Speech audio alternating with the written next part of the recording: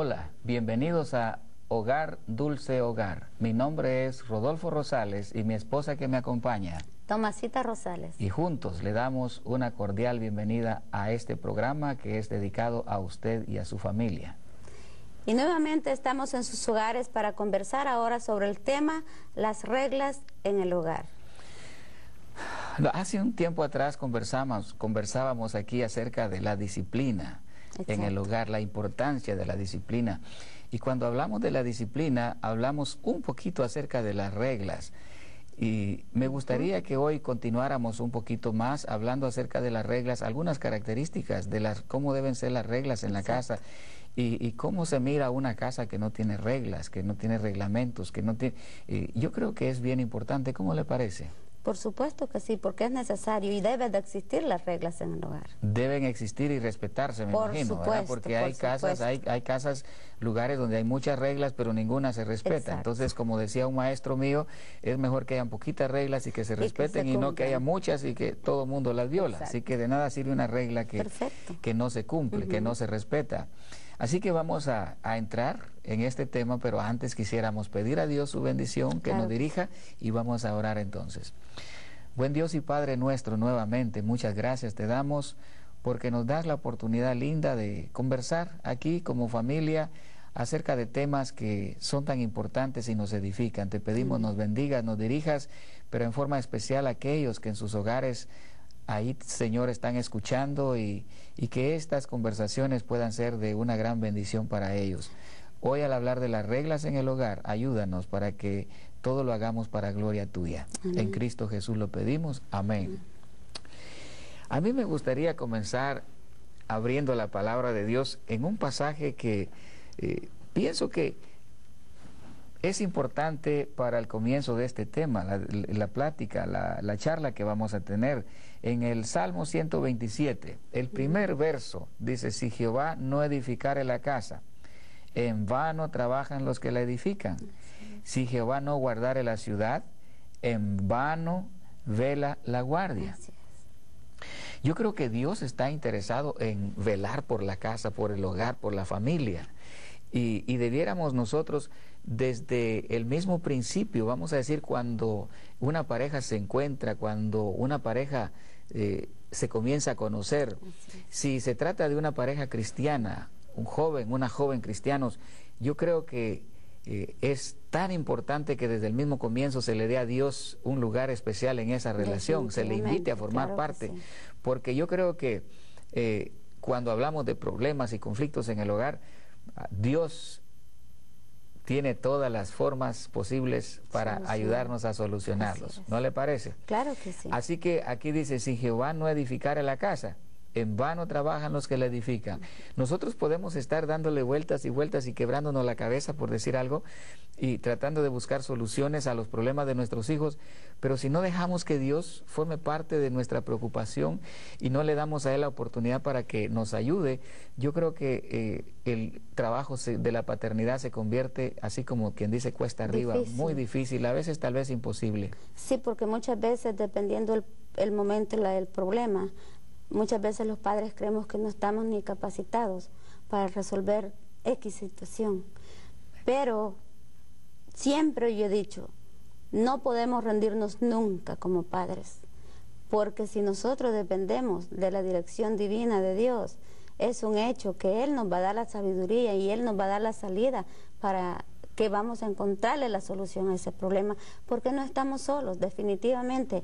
Y eso es lo que muchas veces a mí me consuela, cuando tenemos que enfrentar, porque es normal, como jóvenes, humanos todos somos, tenemos que enfrentar en cualquier momento algún problema, pero Dios está con nosotros, y si nosotros le damos esa oportunidad que sea parte de nuestra familia, claro que vamos con la ayuda de Él a encontrar la solución, y quizás de la mejor manera que si nosotros queremos resolverlo solos. Qué bueno que usted dice, y Dios está con nosotros, porque nosotros así lo sentimos. Pero y hay un pasaje también que dice: si Dios con nosotros, ¿quién contra nosotros? Por eso es importante que en la familia podamos decir Dios con nosotros, ¿verdad? Entonces dice la segunda parte del versículo: si Jehová no guardare la ciudad, en vano vela la guardia. claro, aquí dice la ciudad, pero Dios vela por sus hijos, Dios tiene el cuidado, Él le da a sus hijos toda la atención que necesitan. Y yo creo que si nosotros somos conscientes y tratamos de vivir de acuerdo a esa gran verdad, creo que vamos a hacer un mejor papel, un mejor trabajo como esposos, como hijos, como padres también, ¿verdad? Así que, ¿qué podemos decir en cuanto a las reglas? ¿Cuántas reglas podríamos decir que son necesarias en el hogar y cuántas pueden ser, digamos, innecesarias? Cuando llegamos al punto de las reglas, yo creo que es bien importante que nosotros notemos podríamos decir en esta forma, que las reglas no sean complicadas, que sean simples, y de esa manera, entonces, sean fáciles de entender para los niños. Claro, para los niños, para los adolescentes, para los jóvenes. Hasta en las empresas, por ejemplo, cuando ponen reglamentos complicados, la gente no los va a entender. Entonces, ¿de qué sirve que haya reglas que la gente no entiende? No solamente tienen que ser pocas, sino que tienen que estar bien determinadas, bien específicas, bien claras. O muchas veces se imponen reglas muy exigentes, que la persona no se siente cómoda. Bueno, y tratándose de los hogares, debemos de poner reglas simples que puedan entenderlo todos, qué es su deber, qué es lo que tienen que hacer. Es exactamente. Que las entiendan. Eso de que sean reglas simples, eso me gusta, porque es cierto que hay gente que es bien complicada y tal vez necesita cosas complicadas, pero yo creo que cuando algo es simple, es sencillo, lo puede entender el simple y él lo puede entender el complicado también, el que es más inteligente. Exacto. Entonces, es mejor irnos por lo sencillo, por lo simple, para que así no corramos el riesgo de que los que no tienen mucha, vamos a decir, capacidad mental, vamos a decirlo así, como para entender una regla complicada, pues lo pueda entender fácilmente y le pueda servir como una guía. Un asunto interesante que yo he notado cuando se habla de reglas es que algunos dicen, las reglas se hacen para ser violadas. Eso como que me choca un poquito, me hace sentir mal, porque digo, bueno, si hay una regla que diga no pasar de 60 millas por hora, entonces viene el chofer y dice, eso es lo que dicen, pero yo le pongo a 65 y no me dicen nada. Y hay algunos agentes de policía que con 2, 3 millas que vaya arriba del límite le pone a uno su infracción. Entonces, en la casa debiéramos ser estrictos así con las reglas cuando se violan, o ¿cómo piensa usted que es lo más funcional? ¿Cuán elásticos debiéramos ser cuando se trata de reglas? Bueno, cuando se trata de reglas es obvio que tienen que cumplirse, pero yo pienso que el primer ejemplo lo debemos de dar los padres, porque muchas veces los hijos ven el ejemplo, que los padres ponen reglas para los hijos, pero no las ponen para ellos mismos. Y allí en el hogar deben de haber reglas para todos, empezando con los padres. Y si las hay y los mismos padres las violamos, entonces, ¿qué autoridad tenemos para pedirle al niño, tú no cumpliste esto? Así que debemos de empezar por nosotros, con las reglas. No hay niveles en los hogares, todos somos iguales. Ese es un asunto bien importante, fíjese, porque a veces uno dice, bueno, yo soy el papá, como que yo soy el jefe, ¿verdad? Entonces, y comienza a poner reglas y él las viola. Por decir algo, el papá dice, en esta calle ninguno de mis hijos entra después de las 10 de la noche. El que venga después de las 10 se queda en la calle. Vamos a decir que es una regla y se pone de acuerdo con la mamá que así va a ser, así es, perfecto. Pero luego el papá sale con sus amigos y llega a 12, 1 de la mañana. ¿Qué autoridad? Esa es mi pregunta. ¿Qué autoridad tiene ese padre para exigir algo que él no es capaz? ¿Se acuerda cuando hablábamos acerca de la disciplina también? Entonces, el primero en ser disciplinado tiene que ser el padre. Claro. No puede disciplinar a su hijo si él es un indisciplinado. No, es decir, que sí puede, pero ¿qué autoridad? ¿Con qué autoridad lo hace? Porque pierde la autoridad moral, entonces no puede luego a preguntarle a su hijo, ¿por qué no hiciste esto? Porque entonces ya el hijo está preparado con la respuesta, pues tú lo hiciste. Exactamente. Entonces, se violan las reglas, no hay nada que se pueda llevar en orden en ese hogar. Imagínense que en un establecimiento hay un rótulo ahí que diga no fumar. Entonces a todos los empleados, a todos los clientes que llegan, entonces se les aplica la regla, pero de repente sale el presidente o el manager o el quién sé yo, alguna de las personas altas ahí de la administración con un supuro, de esos puros grandes y disfrutando su tabaco. Entonces, ¿qué va a decir la gente? ¿Verdad? Que él es el primero en violar. Es decir, esa contradicción, ese es el asunto que yo quiero que veamos. Claro. Que no debe haber contradicción, porque una regla que se contradice o que la contradecimos con nuestras acciones. No es regla, ¿de qué sirve? Regla, claro. ¿De qué sirve? Exactamente. Es decir, que las reglas no deben ser demasiado difíciles tampoco de cumplir como para que después nadie las cumpla, porque no se puede. Es decir, no podemos pedir que los hijos hagan algo que es imposible de cumplir para ellos. Y un hogar sin reglas tampoco funciona. O sea que las reglas son necesarias para el bien y el orden de la familia. Y esa es una parte como en un hogar se van poniendo bases también. Exacto. Las reglas, usted dijo, no son una opción. En otras palabras, usted dijo, son necesarias. Son necesarias. Las reglas no son una opción en la casa, en la familia, son una necesidad. Exactamente. Y yo creo que las reglas en la familia son como las leyes de Dios también, que son como una barrera de protección. Exacto. Porque si Dios dice no matarás, no lo hace sencillamente porque Él quiere que nosotros no lo hagamos, sino que lo hace por amor a la otra criatura, porque no quiere que la otra persona sufra. Sabe que al quitarle la vida a otro no solamente sufre el que porque el otro no quería morirse y claro, tuvo que, entonces sino también el que ejecuta la acción también sufre. Va a sufrir la familia de este, va a sufrir la familia del otro. Se complican las cosas. Entonces Dios quiere la felicidad de toda la familia humana y por eso pone sus reglas. Entonces nosotros en la casa creo que debiéramos también en una forma bien específica determinar reglas, como decíamos, tal vez pocas, pero que se cumplan. Claro. Y ser consecuentes, porque esa es otra cosa que tal vez usted ha notado, que a veces como que hay ciertos favoritismos en las casas, ¿verdad? En las familias. Oh, no. O sea, yo digo no, pero me refiero a que eso nunca debería de existir, porque entonces complica las cosas. Hay hijos que se rebelan contra los padres porque ven la diferencia que hay entre un hermano y otro. ¿Por qué? Porque los padres algunas veces tienen ese favoritismo para un hijo y en cambio con el otro no, al otro le exigen a cumplir reglas y este sí puede hacer algunas veces cosas que no son parte, que tiene que mantenerse las reglas y que no son parte de eso. Ah, pero él sí está pequeño o es mi favorito. Eso no debe existir en las familias, porque luego ese hijo que tiene ese concepto de sus padres, cuando crece es una persona insegura, enfrenta la vida llena de problemas. Exactamente. Lo que usted acaba de decir me hace recordar una historia bíblica que me encanta, es bonita, pero también es triste, precisamente por ese favoritismo que se manifiesta de parte del padre, y ya usted estará pensando en qué historia me refiero, pero es la historia de José, ¿se recuerda usted? Así es. José era uno de los hijos favoritos de su papá, y él entonces recibía atenciones diferentes que los demás hermanos, al grado que José se ganó, o más bien su padre, Israel, que era, vamos a decir, Jacob, era el papá de José. Entonces, él provocó como padre que los hermanos odiaran, que aborrecieran a su hermanito.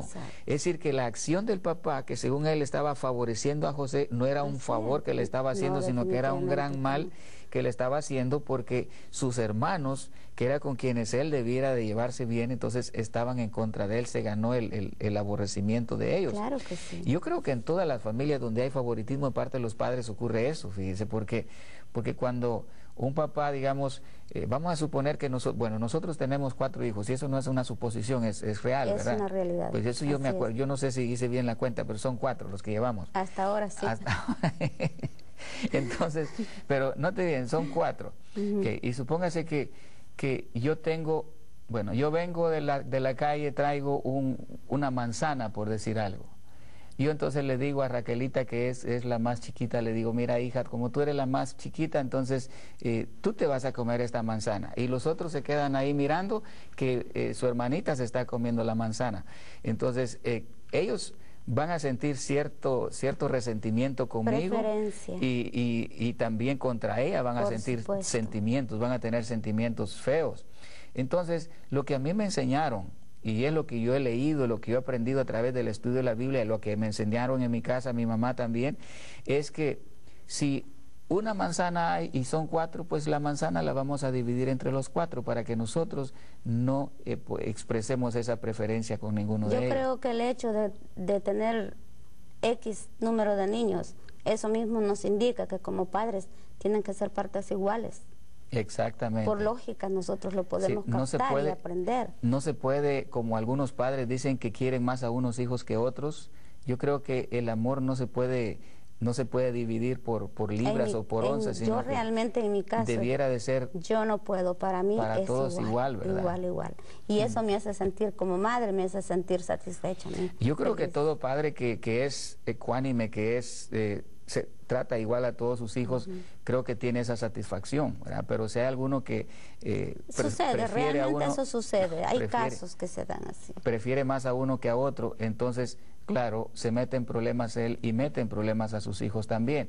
Pero bueno, vamos a continuar después de una pausa porque tenemos que irnos a un descansito, pero ya regresamos. No se vaya, por favor, que volvemos en breve.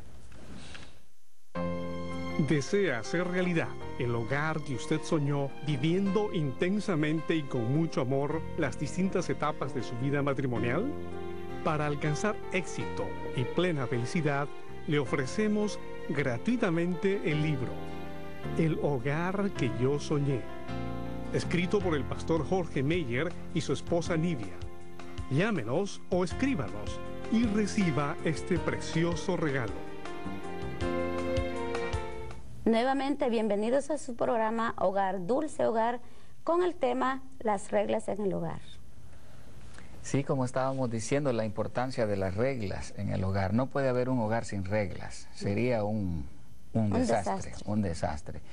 Pero hablando un poquito de las reglas, ¿cuáles serían los propósitos en sí? Yo veo dos propósitos en sí en las reglas. Yo creo que las reglas debieran de, aparte de que la palabra regla o reglamento es sinónimo de orden, claro, ¿verdad? Entonces, aparte de eso, yo creo que las reglas en forma específica debieran de presentar dos cosas bien claras en la familia. Primero, los privilegios y luego las responsabilidades de cada uno, porque una regla debe decir cuál es el privilegio y cuál es la responsabilidad.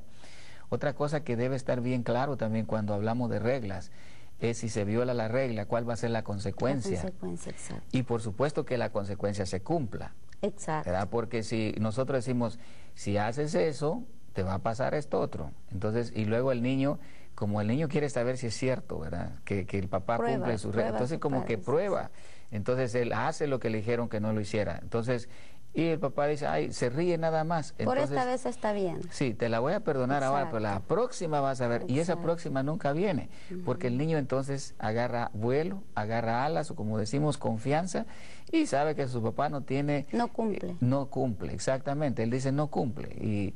Y eso es preocupante, porque yo pienso que muchos de los hogares están siendo afectados por ese fenómeno. Es un problema. Y, perdón, y llega el momento en que el padre ya no tiene autoridad ni valor de reclamarle a su hijo. ¿Qué pasó? ¿Por qué no cumpliste esto? Porque ya él mismo violó con su actitud hacia su hijo, que no tiene sentido las reglas. Bueno, el que hace la regla es el primero que la viola, entonces, porque si pone una regla es para que se cumpla. Así es. Y si una regla no se cumple, entonces es mejor que no se establezca, que no se ponga la regla. Hay un pasaje que habla acerca de Dios y él hablando acerca de las promesas.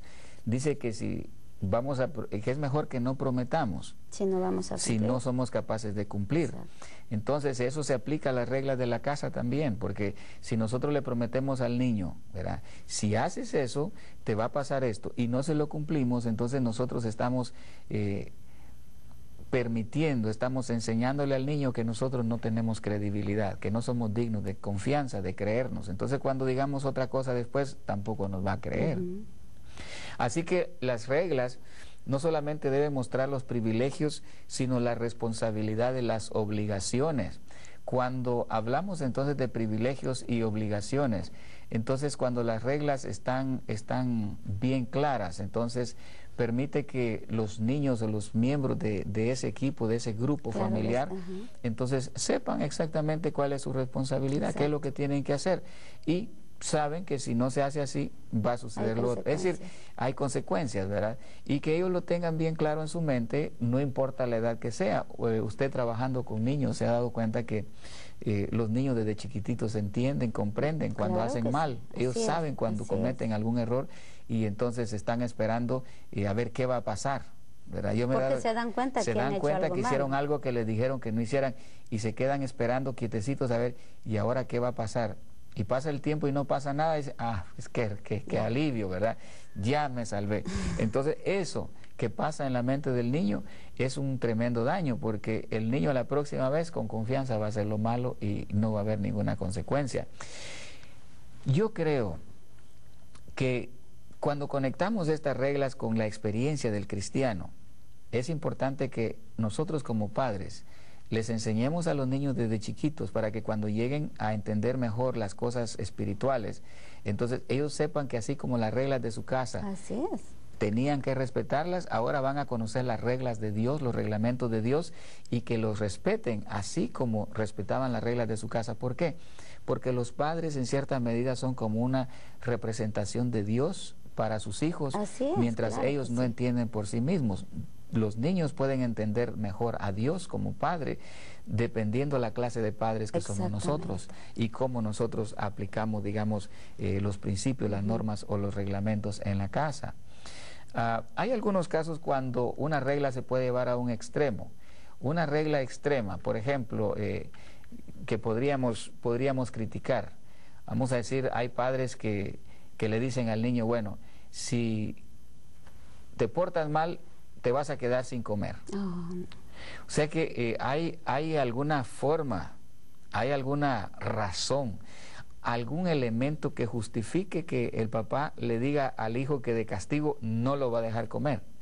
¿De castigo o como regla? No, como castigo, porque no cumplió una cosa. Yo creo que para hacer eso no debemos de tomar en cuenta cosas que no solamente el niño le dañan internamente, sino que le lastiman físicamente, cosas que él pueda hasta traumarse y darse cuenta al ver esa actitud de los padres. Pero ¿por qué mis padres son tan crueles? ¿Por qué son tan malos? Yo creo que como padres debemos de saber estipular cuáles son las reglas, pero no irnos al extremo, porque ya eso es un abuso. Sería abuso, ¿verdad? Como aquel padre que el niño se porta mal, entonces lo deja encerrado todo el día con llave en su cuarto. Tampoco. Eso es igual que un abuso también. No se puede hacer eso con un niño. Es que, como decíamos, conversábamos anteriormente, de acuerdo a la edad del niño, así van a ser las reglas, así va a ser la disciplina que se le va a aplicar al niño. Pero no podemos dejar a un niño encerrado en un cuarto todo el día, porque eso va a traer riesgos también, físicos, emocionales, y entonces después de los cuales podemos arrepentirnos, y muchas veces eso le afecta tanto al niño que nosotros vamos a ser los culpables de las consecuencias que este niño pueda pasar. Debemos de tomar en cuenta y tener mucho cuidado cómo nosotros vamos a aplicar las reglas en nuestra familia. Tienen que ver las edades. Las edades, y yo pienso también que el niño, a medida que va creciendo, puede comprender mejor. Claro que sí. Puede comprender mejor ciertas cosas, de manera que le va a ser más fácil comprender asuntos cuando hizo mal, cuando hizo bien. Y que los niños no vean las reglas como un castigo, sino como algo que es para beneficio de ellos mismos, de una forma que ellos vayan creciendo, formándose buenas personas. Que ellos vean algo positivo en las reglas, no algo negativo. Ahora, ¿cómo ve usted eso de que que toda regla debiera tener bien especificado? Si se cumple, hay una recompensa. Si se desobedece, hay una consecuencia, un castigo. Definitivamente, todo tiene una consecuencia, pero también debemos ser cuidadosos. ¿Cómo nosotros vamos a dar esas recompensas y por qué? Porque muchas veces, por andar dando recompensas, también los niños llegan al punto de manipular a los padres. Y entonces los padres somos los que tenemos que a nosotros mismos ponernos los límites, cómo yo voy a actuar con mi hijo, porque somos los únicos que los conocemos a ellos. Y aún siempre existe un niño o un hijo que quiere manipular a los padres y quiere siempre de alguna manera conseguir lo que él quiere. Pero nosotros no podemos permitir eso tampoco, porque entonces esto nos va a acarrear una situación como familia. Y este niño no va a aprender. Tristemente no va a aprender y se va a quedar de esa manera, va a llegar grande, y grande no sabemos cómo vaya a terminar por haber crecido con esa mala conducta. Es cierto, yo creo que cualquier mal corregido a tiempo se puede enmendar. Exacto. Como dice un proverbio, un dicho popular por ahí, que árbol que crece torcido su tronco jamás se endereza. El sabio Salomón lo dice en otras palabras, cuando dice, instruye al niño en su carrera, cuando sea viejo no se apartará de él. Entonces, es correcto, es bueno que al niño se le enseñe a obedecer desde que él es niño, antes que entienda. Él debe saber que tiene que respetar a sus padres y obedecerles, respetar las reglas, para que cuando crezca no tenga problemas. Porque si se le enseña desde pequeño, para él no va a ser un problema, no va a ser dificultad para lograrlo hacer, porque él ya va creciendo con bases. Exactamente. Bueno, el tiempo se nos va, se nos escapa siempre, pero quisiera terminar con un pensamiento del apóstol Pablo. Fíjese que el apóstol Pablo dice a los Gálatas que Dios no puede ser burlado. Lo que el hombre siembra, eso cosecha. Yo creo que la razón por la cual miramos a muchos padres hoy en día sufriendo en sus casas, porque su hijo está en la cárcel, porque su hijo está en el hospital, porque su hijo está en el cementerio, porque su hijo está sufriendo X enfermedad o problema, entonces es porque cuando eran niños tal vez no supieron poner las bases, no supieron poner las reglas y que se obedecieran y se respetaran. Pero bien, el tiempo entonces se nos ha acabado. Y lo último que digo, y aún de grande, no quiere aceptar la culpa, sino que otra persona es la culpable. Exactamente, ese problema le echa la culpa a otro, cuando en lugar de ser responsable, decir, pues fallé, ¿verdad? Y vamos a tratar de hacerlo mejor. Yo creo que debemos ser humildes y reconocer esa parte. Vamos a terminar con una palabra de oración, entonces, ¿quiere terminar usted, por favor? Gracias, Señor, por darnos la sabiduría. Gracias, Señor, por ser la fuente inagotable a quien podemos acudir. Te pedimos bendiciones para cada familia, para cada padre, para cada hijo, y que nos ayudes todos juntos a hacer lo mejor delante de ti. Amén. En el nombre de Jesús lo pedimos. Amén. Amén. Nuevamente le invitamos al próximo programa, Hogar, Dulce Hogar. Que Dios les bendiga y nos vemos en la próxima.